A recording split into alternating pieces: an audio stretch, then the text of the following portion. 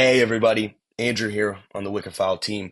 Today, I wanted to quickly just go over our vendors that we specifically receive statements from.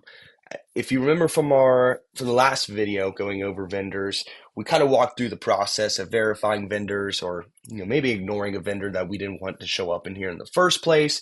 And one step of verifying your vendors was, saying, hey, I get statements from this vendor and I get them either at the end of every week or at the end of the month. And I wanted to kind of just show you what that view looked like.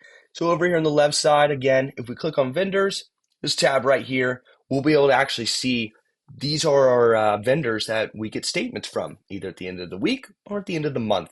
And again, if you're a multi-shop location WickedFile user, you could click in here and look at all your locations.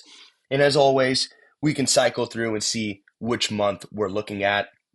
Now, as I'm recording this, I'm actually in the month of January of 2026. So we are missing some data in here. But as we scroll down, I can see, I got mostly statements that I get every single week from, my vendors for this specific shop location. And then we have one vendor, we get that statement at the end of the month. Now, we're not near the end of the month yet, so naturally, I have no statement received in here. In the system, our AI is going to let you know about that, so I have nothing to worry about right here.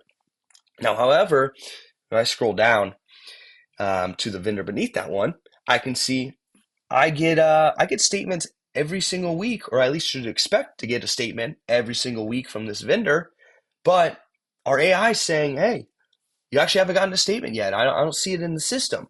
So now I know I need to figure out why didn't we upload this weekly statement? We need to get that scanned in or get that emailed into WickedFile so we can reconcile that statement and make sure every purchase on there looks good and it's paired up to a repair order, and making sure any credits we get for any parts returns or cores are getting applied to our statement as well. Now, going down here, you can see these vendors have green check marks, meaning the statement lives in the system. And our system's actually going through every single line item on these statements, and it's making sure, everything's reconciled on there. So I can see this vendor down here is at 100%, meaning just by uploading, it went through the weekly statement, every single line item on there, and it says everything looks great on here. Everything's accounted for.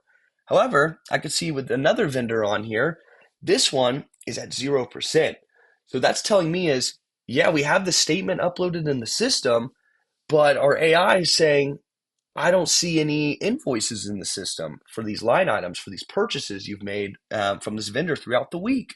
And if there's any credited items on there, where a vendor's applying a credit onto your statement, acknowledging they owe you money, same thing's happening because it's at 0% at the moment. And you can click in and actually see, not only just the weekly statement or the monthly statement, but you can see what line items look good on there and they're matched up to an invoice or to a credit, and which line items specifically are missing.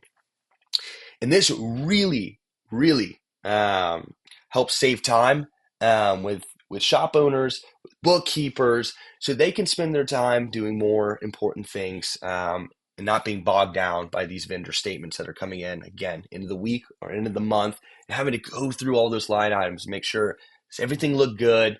And the ultimate goal is, am I good to pay off this statement? So that, from a high level overview, covers, our vendors and what that kind of statement view looks like as well. Again, if you ever need any help, any questions, hit this blue question mark in the bottom right corner. We're always here to help.